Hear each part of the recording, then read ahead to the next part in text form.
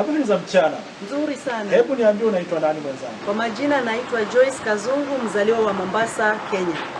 Unaonekana mchanga. Hebu niambie uko na miaka mingapi Joyce? Mimi niko na miaka 47 na ni mama ya mtoto mmoja msichana na nimeolewa.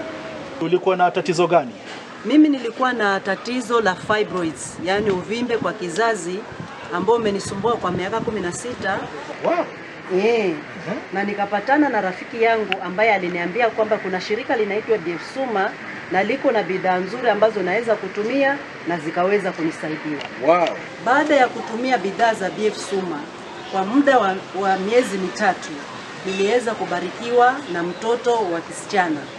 Nashukuru Mungu kwa ajili ya BF Suma, imenisaidia kuweza kufanikiwa kupata mtoto wa kisichana.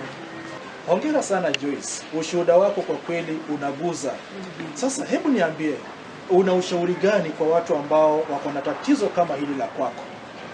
Ushauri wangu ambao niko nao kwa ajili ya watu ambao wako na tatizo kama hili la kwangu la kuhusiana na kizazi, na waomba sana nitafute na waje kwa BF Suma, kusema ya ukweli watapata suluhu ya shida zao.